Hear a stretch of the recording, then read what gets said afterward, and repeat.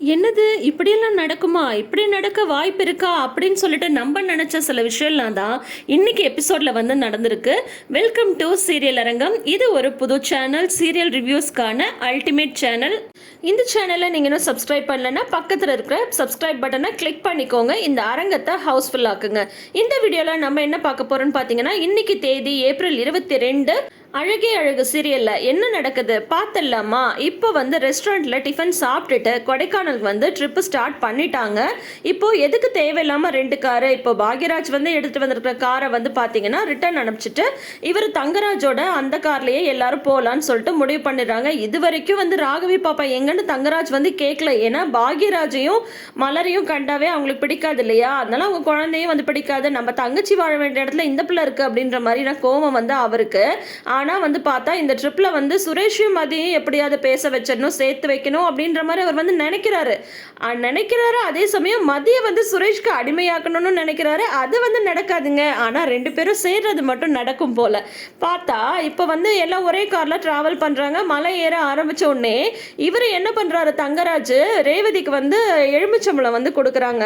இது எதுக்குங்க அப்படின்னு கேட்கும்போது, பாரு இது நம்ம வந்து ஹில் வந்து ஏறிட்டு இருக்கோம், அதனால உனக்கு வந்து வாமிட் வரும். போன தடவை கொடைக்கானல் வரும்போது என்ன நடந்தது ஞாபகம் இருக்குல்ல? அதனால இந்த பழத்தை வந்து கொஞ்சம் மூந்து பார்த்துட்டே வாமா, உனக்கு வந்து வாமிட் வராது அப்படின்ற மாதிரி வந்து சொல்கிறாங்க. அதோட வந்து மலரு இந்தா உனக்கும் ஒன்று, இந்தாம்மா மதி உனக்கும் ஒன்று, நீங்கள் எல்லாம் வந்து மூந்து பார்த்துட்டே வாங்க அப்படிங்கும்போது, இந்தாங்க உங்களுக்கு வேணாம் வாங்கும்போது, எனக்கெல்லாம் பழக்கம் இருக்குது, எனக்கெல்லாம் அதெல்லாம் ஒன்றும் பண்ணாது அப்படின்னு சொல்லிட்டு பந்தா காட்டிட்டு வர்றாரு வழக்கம் போல். ஆனால் ஒரே ஒரு ஹேர் பின் பெண்ட் தான் ஏறுறாங்க. பார்த்தா மனுஷனுக்கு கொமட்டிட்டு வந்துடுது. அதுக்கப்புறம் வந்து பார்த்து ரேவதி வந்து வாட்டர்லாம் கொடுத்து, அப்புறம் இந்த மலர் என்ன தெரியுங்களா பண்ணுறாங்க, அண்ணே அண்ணே இதை மூந்து பார்த்தா வந்து வாமிட் வராதுன்னு நீங்கள் சொன்னீங்கல்ல, எங்கள் எல்லாருக்கும் கொடுத்தீங்களே, நீங்கள் வாங்கிக்கலையே என்ன, இந்தாங்க இதை கையிலேயே வச்சுக்கோங்க அப்படின்னு சொல்லி சொல்கிறாங்க. அப்புறம் வந்து எல்லா காரில் வந்து ஏறிடுறாங்க. சுரேஷ் வந்து கேட்குறாங்க, ஏமாம்மா ஹில் ஏறும்போது உங்களுக்கு வாமிட் வருமா? இல்லைடா மாப்பிள்ள அப்படிலாம் கிடையாது, என்னோட உடம்பு வந்து அதுக்கெல்லாம் ஒன்றும் பண்ணாது. நம்ம சாப்பிட்டோம்ல ரெஸ்டாரண்ட்டு, அதில் வந்து டிஃபன் வந்து சரியில்லை. நான் அப்பயே யோசித்தேன், அந்த தோசை வந்து கொஞ்சம் புளிப்பாக இருந்தது. சரி இந்த ரெஸ்டாரண்ட்டை வந்து செலக்ட் பண்ணது யாரு அப்படின்னு சொல்லிட்டு கேட்குறாங்க. உடனே பாக்யராஜ் வந்து நான் தான் அப்படின்னதும், அதான் பார்த்து நல்ல ரெஸ்டாரண்ட்டாக செலக்ட் பண்ணியிருந்தா இந்த மாதிரிலாம் ஆயிருக்காது, டிஃபன் சரியில்லை, அதனால தான் எனக்கு வந்து வயிற்றை வந்து கொஞ்சம் பெரட்டி விட்டுருச்சு அப்படின்ற மாதிரி வழக்கம் போல் பந்தா வந்து காட்டிட்டு வந்துட்டு இருக்காங்க.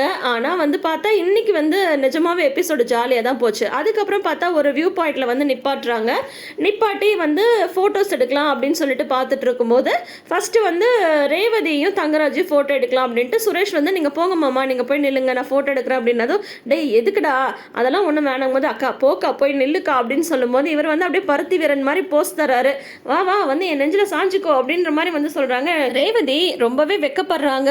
அவர் ஆனால் போஸ்ட் கொடுத்து ரெடியாக தான் நிற்கிறாரு தங்கராஜ். அதுக்கப்புறம் எல்லாரும் கம்பல் பண்ண ரேவதி வந்து போஸ்ட் கொடுக்குறாங்க. அடுத்தது பார்த்தா மலர் சொல்கிறாங்க, வாங்க வாங்க நம்மளும் வந்து ஃபோட்டோ எடுத்துக்கலாம் அப்படின்னு சொல்லும்போது, உடனே வந்து பாக்யராஜ் வந்து அவரோட மொபைல் எடுக்கிறாரு. நான் தான் இங்கே ஒருத்தர் இருக்கல, அப்புறம் என்ன நீங்கள் தனியாக வந்து ஃபோட்டோ எடுக்கிறது, நான் எடுக்கிறேன் வாங்க நில்லுங்க, அண்ணி நில்லுங்க அப்படின்னு சொல்லிட்டு ஃபஸ்ட்டு அக்காவையும் மாமாவையும் 4-5 ஃபோட்டோ எடுக்கிறாரு. இதெல்லாம் கவனிச்சுட்டு தான் இருக்காங்க மதி. அடுத்தது பார்த்தா மலரையும் பாக்யராஜும் நிற்க வச்சு, அண்ணி தோல் மேலே கையை போடனேன், அண்ணி நீங்கள் அண்ணன் நெஞ்சில் சாஞ்சுக்கோங்க அப்படின்ற மாதிரிலாம் சொல்லி ஜாலியாக பேசிட்டு ஃபோட்டோ எடுக்கிறாங்க. இது எல்லாத்தையுமே மதி கவனிச்சுட்டு தான் இருக்காங்க.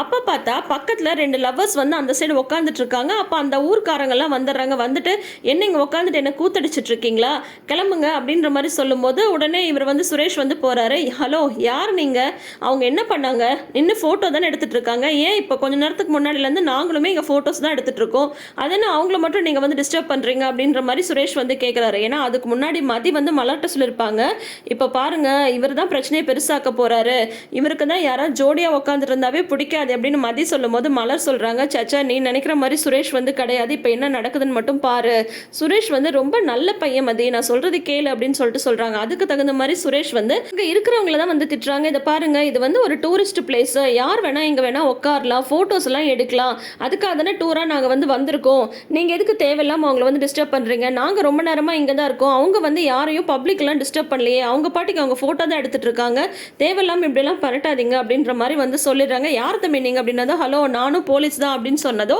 அவங்க வந்து பேசாமல் போயிடுறாங்க. இதை பார்த்துட்டு மதிக்கு ஒரே ஆச்சரியம். மலர் வந்து சொல்கிறாங்க, பார்த்தல என் குழந்தைன அப்படின்ற மாதிரி மலருக்கு வந்து ஒரே பெருமையாயிடுது. மலருக்கும் பாக்யராஜுக்கும் எப்படியாவது இவங்க 2 பேரையும் சேர்த்து வச்சிடணும்.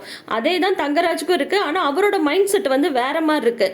ஏன்னா இப்போ வந்து பார்த்தா அடுத்தது சுரேஷ் அதையும் மதியம் தான் ஃபோட்டோக்கு நிற்க சொல்லி சொல்கிறாங்க. சுரேஷ் வந்து நிற்கிறாரு. என்ன சுரேஷ் மட்டும் தனியாக நிற்கிறா, மதியம் போமா நீயும் போய் நில்லு அப்படின்ற மாதிரி ரேவதி சொல்லும்போது, ஆமாம் நான் அதை மறந்துட்டல, போமா போமா போய் நில்லுமா அப்படின்னு சொல்லிடும்போது, அவளா என் கூடயா கண்டிப்பாக நிற்க மாட்டான்னு சொல்லிட்டு சுரேஷ் வந்து நினைக்கிறாங்க. ஆனால் சுரேஷ் வந்து எதிர்பாராத விதமாக மதி ஒரு ட்விஸ்ட் கொடுக்குறாங்க. என்னன்னு பார்த்தா சுரேஷ் பக்கத்தில் வந்து நிற்கிறாங்க. அதோட வந்து பார்த்தா தங்கராஜ் வந்து மதி தோள் மேலே கையை போடுன்றாங்க. ஐயோ மாமா 7:30 கூப்பிட்டாதீங்க, அதெல்லாம் வேணாம் மாமா அப்படின்ற மாதிரி சுரேஷ் வந்து பயப்படுறாரு. ஆனால் தங்கராஜ் வந்து போடு மாப்பிள அப்படின்னு சொல்லும்போது மதி ஒன்றுமே சொல்கிறதில்ல. சுரேஷ் வந்து மதி தோள் மேலே கையை போடுறாங்க. என்னது கத்துவான்னு பார்த்தா கத்தலை அப்படின்னு திரும்பி பார்த்தா மதி வந்து சிரிச்ச முகமாக நின்றுட்டுருக்காங்க. ஆஹா, பார்க்கவே கண்கொள்ளா காட்சியாக தான் இருந்துகிட்ருக்கு. அதுக்கப்புறம் வந்து பார்த்தா ஃபோட்டோஸும் எடுக்கிறாங்க. மதியமே சிரிச்ச முகத்தோட ஃபோட்டோக்கு வந்து நிற்கிறாங்க. ஸோ இப்போது மலரும் பாக்யராஜும் மனசில் எதை வச்சுட்டு சுரேஷையும் மதியும் இந்த ட்ரிப்புக்கு வந்து கூட்டிகிட்டு வந்தாங்களோ அது வந்து நடக்க போகுது. என்னன்னு சொல்லிட்டு பார்த்தா மதி வந்து சுரேஷை கொஞ்சம் கொஞ்சமாக புரிஞ்சுக்க ஆரம்பிக்கிறாங்க. இவருக்குள்ளேயும் ஒரு நல்ல மனசு இருக்குது அப்படின்றத மதிக்கு வந்து புரிய ஆரம்பிச்சாச்சு. சரி ஓகே, இனி என்னெல்லாம் நடக்க போகுது, தங்கராஜ் என்னெல்லாம் காமெடி பண்ண போகிறாருன்னு பார்ப்போம். ஆனால் கூடவே வில்லங்கமும் செய்யதாங்க செய்வார். இப்போ பார்த்தா அந்த ரெசார்ட்டுக்கு வந்து போகிறாங்க. இப்போ வந்து பாக்யராஜ் வந்து சொல்கிறாங்க, இந்த மாதிரி நாங்கள் சென்னையிலேருந்து வரோம், எனக்கு வந்து இங்கே ரெசார்ட் வந்து புக் பண்ணியிருக்காங்க, எங்கள் பேங்க்கோட வவுச்சர் அப்படின்ட்டு அந்த வவுச்சர்லாம் காட்டுறாங்க. நான் ஆல்ரெடி வந்து உங்களுக்கு காலும் பண்ணி பேசிட்டேன் அப்படிங்கும்போது, ஆமாம் உங்களுக்கு வந்து 2 ரூம் வந்து புக் ஆயிருக்கு அப்படின்னதும், அது வந்து பேங்க்கில் கொடுக்குற ரூமா, அது மட்டும் இல்லாமல் நான் ஒரு எக்ஸ்ட்ரா ரூம் வந்து கேட்டிருந்தேன்ல, அதுவும் அரேஞ்ச் பண்ணிட்டீங்களா அப்படின்னு சொல்லும்போது, அதுக்கு வந்து நான் பே பண்ணிடுறேன் அப்படின்னு பாக்யராஜ் சொல்கிறாங்க. உடனே தங்கராஜ் சொல்கிறாங்க, இல்லை அந்த ரூமுக்கு நானே பே பண்ணிடுறேன் அப்படிங்கும்போது சுரேஷ் என்ன சொல்கிறாரு, 2 பேரும் வேணாம் நானே பே பண்ணுறேன் மாமா, நீங்கள் தங்குற ரூமுக்கு நான் பே பண்ணிடுறேன் அப்படின்றாங்க. ஏன்னா பாக்யராஜ் பே பண்ணாதான் தங்கராஜ்க்கு பிடிக்காதே, அதுக்காக கூட்டிகிட்டு வந்துட்டு இவங்களை வந்து அவங்களே பே பண்ண வைக்கிறது அது கரெக்ட் இல்லை இல்லையா, அதனால வந்து சுரேஷ் வந்து நான் பே பண்ணிடுறேன் அப்படின்றாங்க. ஆனால் தங்கராஜ் வந்து அதெல்லாம் முடியாது, என் ரூமுக்கு நான் தான் பே பண்ணுவேன் அப்படின்ற மாதிரி சொல்கிறாங்க. அப்புறம் உள்ளே போயிட்டு ப்ரூஃப் எல்லாம் கொடுத்துட்டு சுரேஷே வந்து பே பண்ணிடுறாங்க. இப்போ நல்லபடியாக இந்த ட்ரிப்பு வந்து ஸ்டார்ட் ஆகியிருக்கு. தங்கராஜை எப்போ பார்த்தாலும் வந்து பார்த்தீங்கன்னா சீரியஸ் மோட்லேயே காட்டாமல் இந்த மாதிரி சின்ன சின்ன காமெடி செய்கிறதும் காட்டும்போது நல்லா தான் இருக்குது. ஏன்னா அப்போ தான் பார்க்குற நம்மளுக்குமே இன்ட்ரெஸ்டிங்காக இருக்கும் இல்லையா. இப்போது நீங்கள் என்ன நினைக்கிறீங்க, இந்த ட்ரிப்பில் மதி வந்து சுரேஷை வந்து புரிஞ்சுப்பாங்களா, இல்லை தங்கராஜ் மூலிமா மறுபடியும் ஏதாவது மிஸ் அண்டர்ஸ்டாண்டிங் வந்துடுமா, என்ன நினைக்கிறீங்கன்றதை மறக்காமல் கமெண்ட் செக்ஷனில் சொல்லுங்கள். இது உங்களோட புதிய சேனல் சீரியல் அரங்கம். இந்த அரங்கத்தை ஹவுஸ்ஃபுல்லாக்க வேண்டியது உங்களோட பொறுப்பு. நீங்கள் இன்னும் நம்ம சேனலை சப்ஸ்கிரைப் பண்ணலன்னா சேனலை சப்ஸ்கிரைப் பண்ணிக்கோங்க. நோட்டிஃபிகேஷன் பெல் ஐகான்ல ஆல் சிம்பிள் கிளிக் பண்ணிக்கோங்க. தேங்க்யூ.